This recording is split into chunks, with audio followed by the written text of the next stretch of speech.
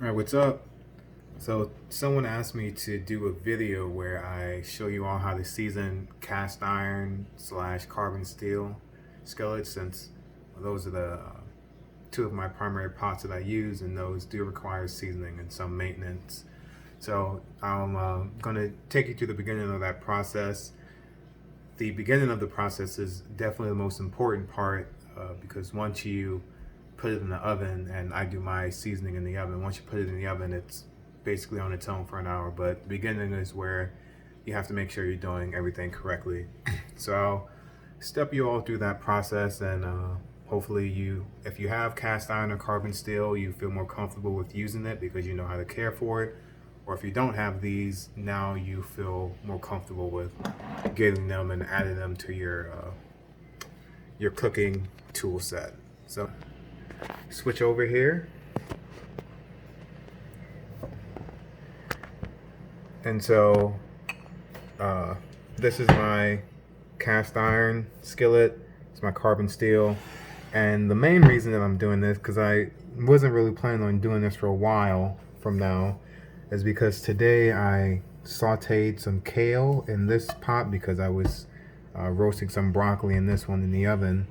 So I sauteed some kale and I used a little bit of lemon juice in it and cooked it just fine. I was rinsing this out and I saw the seasoning peeling off. So that's why you see, if you look at my previous video where I went over all my pots and pans, you'll see a more uniform dark color.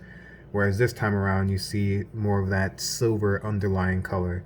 And in that moment, I remembered that you're not supposed to use not supposed to put highly acidic things in either cast iron or carbon steel, because it will eat away at the metal and also remove the seasoning.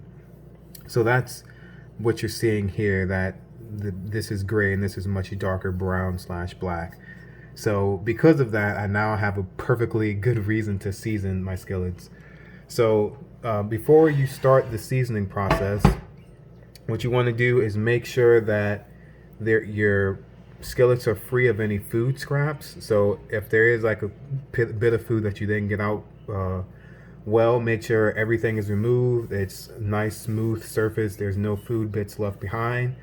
And if you do have to wash this or scrub this at all before you season it, be sure to dry it completely with a towel or a paper napkin. And then after you dry it, set it on the stove and turn your heat on to a low heat for a little bit, because there will be some residual water molecules left behind that you don't completely get up, because you want these to be completely dry. And the main reason for that is because you're going to be using an oil to do your seasoning. You could use lard or vegetable shortening.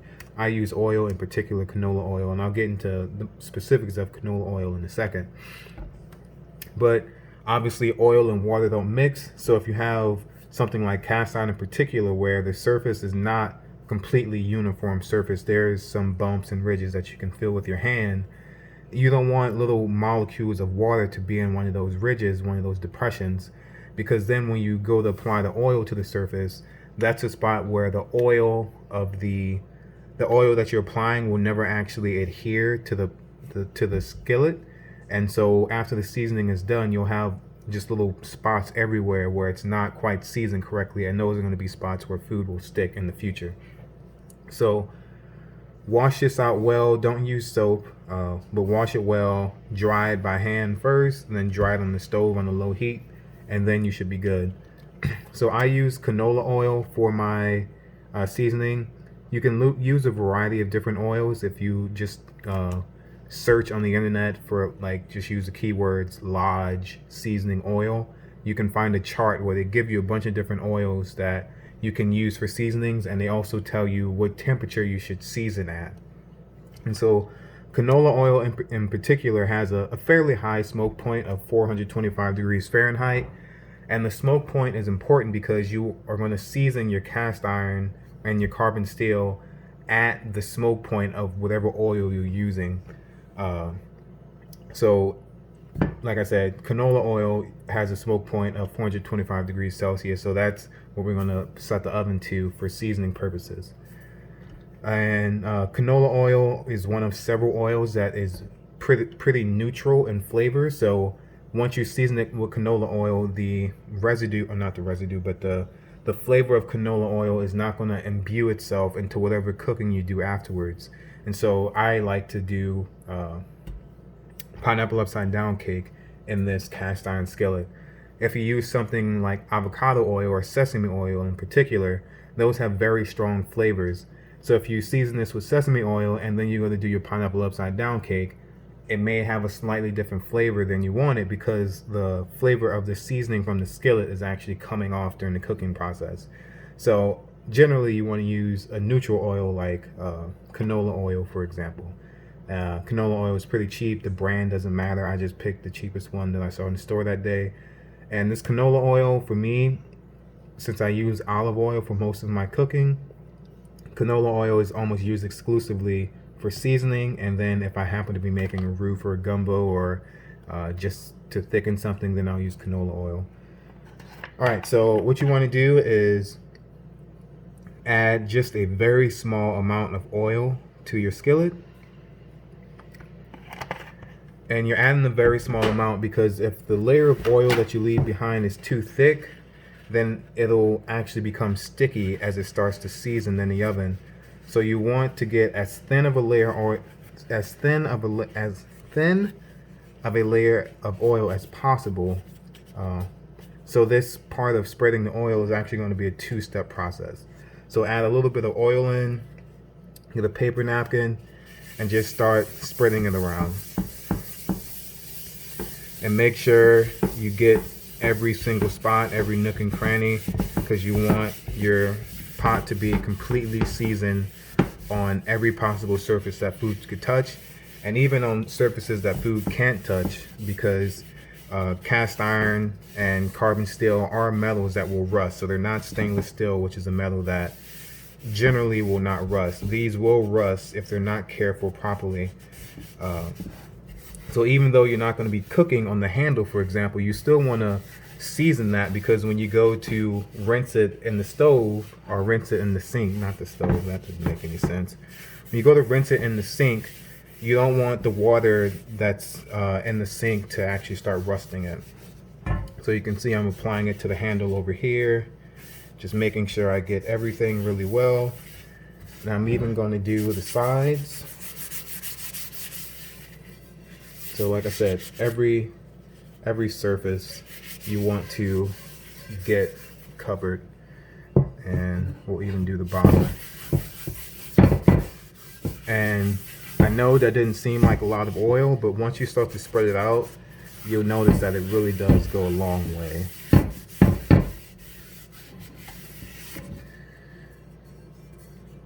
And you can tell if a spot is covered by oil by using a hand that doesn't have any oil on it, just rubbing the finger across, and if you see a shine on your finger, you know you got that spot.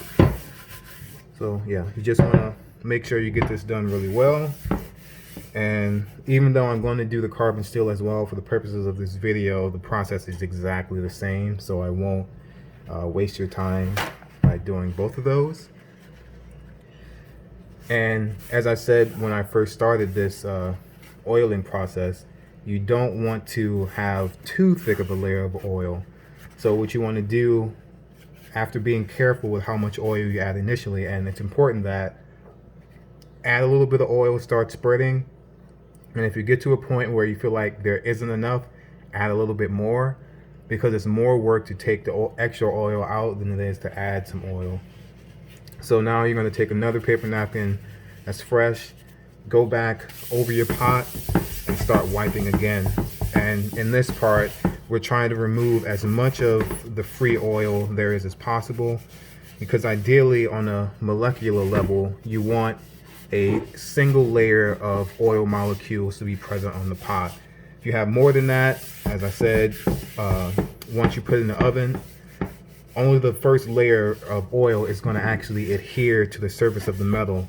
Any extra oil will just start to burn, and it'll give you a sticky residue once you take it out. And we clearly do not want that. So go back over this, use some force to make sure that you're forcing those oil molecules down, and anything that's not being adhered to the surface is being picked up. and it's okay to go to a new cleaner surface of this and go back over it again.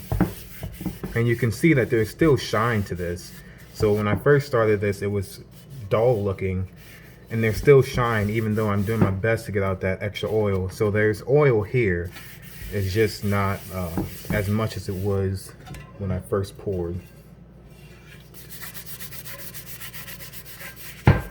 So this is something that I looked up how to do properly, because I have oiled my skillets on the stove before, and that process doesn't work as well to me, at least in the quality that I get afterwards compared to doing it in the oven. In the stove, because you're using an element, whether it's gas or electric, you get uneven heating. So you have spots that heat up faster than the other. Whereas in the oven, it's even heating environment all around the pot.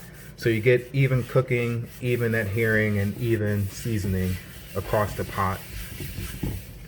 So that's, like I said, I used to do it on the stove and felt dissatisfied with the performance. So I looked up alternative ways, and the oven seems like the way that's given me the best results, because my skillets have treated me very well.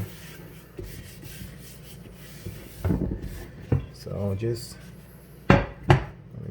get one more new surface and kind of go over one more time just to be absolutely sure that I'm doing my due diligence. All right, so that's this skillet. Now I feel like has the appropriate amount of oil spread everywhere, so you can see that there's a good shine to it, even though it's not, there's no oil running anywhere. It's got a nice thin layer of oil. So at this point, you're basically done with the work that you have to do. So what we're going to do next is go over to the oven, and the temperature that you want to set your oven at will be the smoke point of whatever oil you decide to use. So as I said, canola oil, you set your oven at 425, so that's what I'm going to do. And for a lot of the cooking that I do in the cast iron or the carbon steel, I preheat the oven with the skillet in there, and we're going to do the same thing with seasoning. So you're going to put your skillet in the oven, set your temperature, let it rise to that temperature, and then let it go for an hour. Then you turn the heat off, and then you let it stay in the oven until it's cool, and you can take it out with your bare hand. And the seasoning should be done at that point. So you can test it by trying to fry an egg in it and see if you get any sticking. Or if you want to be sure, you can do this several times in a row. So you can do it an additional 1 or 2 times, or however many times you feel like you need. But it's not something that if you do it once, you destroy it and you have to start from scratch. You can build up several layers if you want. But if you're a person that, like me, where you use your cast iron routinely, part of the seasoning kind of happens in the process of cooking as well. So that's it for now. That's it for now. It's pretty straightforward. And the results, I can't really show you the results because we have basically a vegan household, so I don't have eggs to fry to show you if I did it well enough or not. But the process is the process. It just matters how well you do each of those little steps leading up to the oven. So if you do everything correctly leading up to the oven, then you're going to be okay. So hopefully you all now have more confidence to go out, get cast iron, get carbon steel, or if you already own those items, like I said in the beginning, you have more confidence to actually use those without the fear of thinking like, oh, I'm going to destroy the seasoning and I'll never be able to use this pot again. You can go out and do it yourself. So best of luck. And if you have questions about the process, please let me know. I can share what I know, or point you to some resources that have been helpful for me in this process. So peace out. See you next video.